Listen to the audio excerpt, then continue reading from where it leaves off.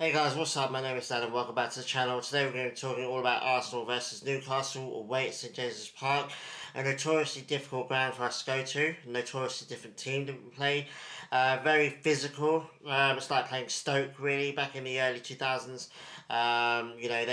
They've recognised that the only way they can win games is by punching and kicking and pushing everyone around. So that's how we have to play them, and that's how they play against us each and every time.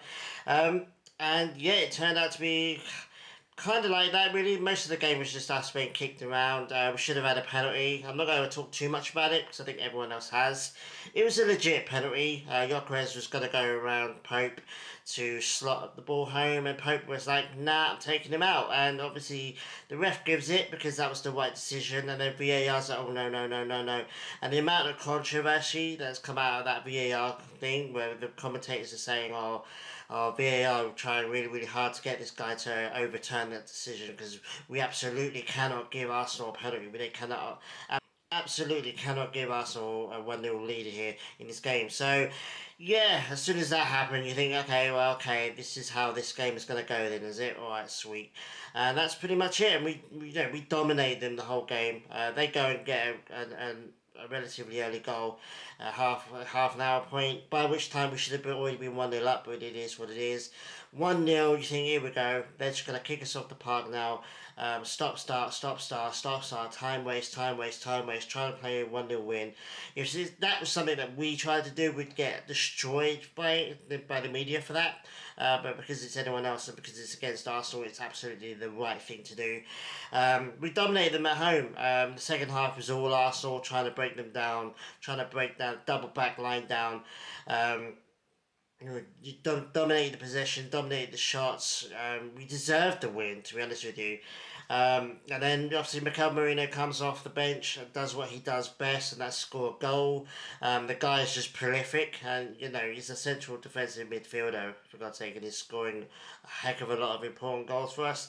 1-1, 84th minute, you're thinking, okay, alright, a 1-1 victory, a 1-1 draw, should I say. It's not a victory, but it's a point. If we'd lost this game, it would have been absolutely devastating, despite the fact that Liverpool lost, and I'll talk about that in a minute. But even if Liverpool lost this game, losing this game is going to be absolutely devastating, not just for the points, not just for the season, but just for the overall mentality of the team. There are teams that we just seem to struggle with.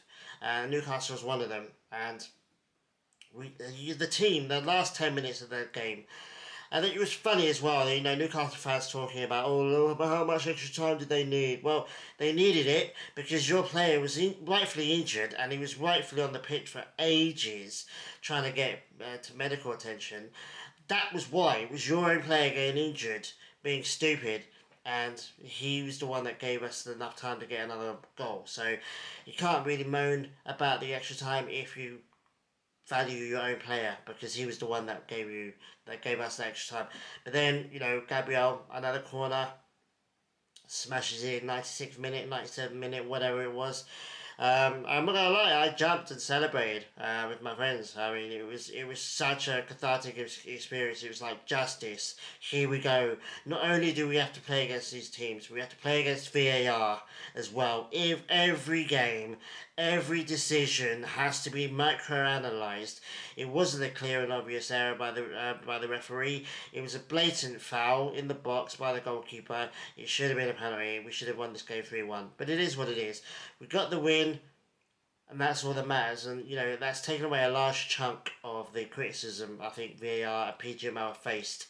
Harold Webb's come out recently in the last couple of hours and done a horrendous interview where he tries to defend it, bless him. He really does try and defend it, but it's just it's becoming untenable now, to be honest with you. Every time these referees go on TV and explain their decisions and their actions, it just makes it worse. Harold Webb has just made it a million times worse by trying to defend the decision. He should have come out and said, look, maybe it wasn't a penalty. Maybe it was a penalty. Maybe he got it wrong. Hands held up, mistakes happen.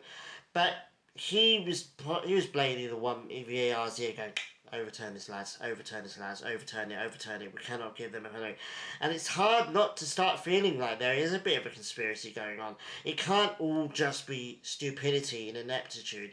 It has to be something more than that. And you say, well, have they been told not to let us get these decisions? It's just weird. The referee gets a lot of shit because he's a Liverpool fan, and he's never hidden it, and he's got done for it, and he's been partly punished for it by not playing certain games. But he did the right thing in the moment. He gave the penalty because it was a penalty.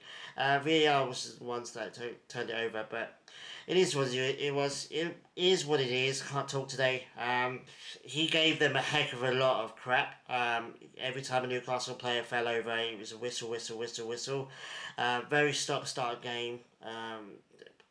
And it was designed that way. You know, as soon as they got their 1-0 lead, they wanted to hold on to it for dear life. They knew they weren't going to get another goal. They knew that we could potentially get a goal, and they did everything they could to get it. I mean, their manager's an average manager, in my opinion. Their team's average, in my opinion.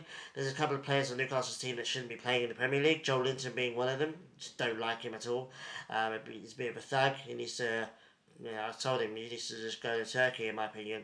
He's not a Premier League level player. He's going to get someone seriously injured one day if he hasn't done it already. So yeah, I mean, average team. I don't really care for Newcastle that much, to be honest with you. If they get relegated, cool. They won't, because you know they're slightly too good for that. But average fans as well. Their fans have got a little bit of a delusion complex. It is what it is. You know, you get the Saudi Arabia money, you think you're going to be Man City Part 2, and it hasn't worked out, so you're all bitter about it. But yeah, no, it was great. Great win, and very deserved win. Arsenal deserved to win this game 10 times over. And it's an important win. It's mentality now. It's like, okay, we are going to fight to every last ball, every last ditch effort in the 95th, 6th, 7th minutes or whatever of these games to get a win, and we did that, and that's what champions do. And the fact that Liverpool, like I mentioned earlier, lost to Crystal Palace, I mean, big up Crystal Palace. I mean, they're a fan base that actually know how to have class, and they're a fan base that I don't have any issues with. They're a club that I don't have any issues with. So, big up to them. They're a really good team. And Liverpool, I think, is starting to really wobble now. You know, they lost this game, deservedly so. I mean, Palace absolutely deserved to win that game. And then they lost in the Champions League overnight, so that's quite funny as well. Galatasaray, all teams beating them, which is awesome. I think the wheels are starting to wobble a little bit. I think Arne Slot's built himself a bit of a house and cards, and it's kind of crumbling now, which is cool. But again, you know, they could go on and win the next 5 or 6 games, and we need to just keep doing what we're doing. We've got a massively important game now against West Ham. Obviously Champions League tonight, actually, funnily enough, and I'll do a video on that tomorrow. That's important. We need to get another win in that game. But, you know, West Ham now, completely beatable team. Nuno probably is going to make them a little bit more difficult to play against. But yeah, we absolutely need to be winning that game. But like I said, you know, both these games are at home, which is great. Olympiacos at home, which is okay. One of the more okay teams that we have to face in this league stage of the Champions League. We need to get another win in this game to keep the pressure on. I think Champions League is definitely something that we should be competing for, and hopefully we can go one up last year and actually make it to a final, because I think that would be great. But yeah, like I said, Liverpool, we're 2 points behind them now, and you know, Palace, big up Palace as well. They're the only unbeaten team left in the league, which is cool. They're behind us by a point, so it's very difficult at the top of that table. Sunderland, big up to them, 5th after 6 games. That's pretty awesome. But yeah, like I said, we just got to keep pressure on now and get a win against West Ham. We've also got a game against away to Fulham. I think that's after the international break. That's a tough game to play. I think they took points of us last season. I think West Ham took points of us last season. So, yeah, 2 difficult games that we need to... Every game's difficult in the Premier League, but these are the 2 games, really, that, you know, if we can win these 2 games, you're on the right track. And if Liverpool keeps slipping up, if they drop more points in the next couple of games, then we'll be top. So, yeah, I mean, after like, middle of October, we're only 7 games into the season, and there's one more games left. So there's loads and loads of games left of the season. So we're not going to get too ahead of ourselves. It's all about getting steam, getting in the rhythm of winning these games. It's been an incredibly difficult start to this season. All the teams we've gone away against, all Man City at home, which is ridiculously difficult. We've got a couple of home games now, Champions League and West Ham, to kind of steady the nerves a little bit, get a couple of decent wins. I don't want to say comfortable, because you can never say comfortable. You don't want to jinx it, but you have to look at these next 2 games, next 3 games really, and say these are winnable. Even Fulham away is winnable. So we just need to build up some steam, do a little bit of rotation. I think. Having said that, I don't know if we're going to rotate much for the Olympiacos game, but I don't think we'll for the West Ham game. In fact, I think we're going to go with the same lineup. I would have started Martinelli over Trossard in this game against Newcastle. I just think Trossard's so much better off the bench. I've said it a million times. I think everyone that I spoke to about it agrees. That he's so much more effective off the bench than he is starting games. So hopefully we'll see Martinelli start on the left. But in the next 2 games, really, in Olympiacos and West Ham. But otherwise, I think the lineup was pretty good for Newcastle. I think Eze starting is great. Odegaard coming off the bench. Big up to the captain. He's been off injured for a few weeks now, a month or so, in fact. He's come back and assisted the GABRIEL goal. So yeah, already making an impact, already knowing why we've signed Eze in particular. That rotation is going to be key. Maybe we start Eze up on the left hand side and won these games, and we play Odegaard number 10, but we'll have to wait and see. But let me know what you thought of the Newcastle game. It's very controversial. It got tempers flaring on both sides of the pitch. VAR again, another disaster class from them. How much more are we going to have to put up with this? The refereeing in this country is just god awful. But it is what it is. We've said it all before.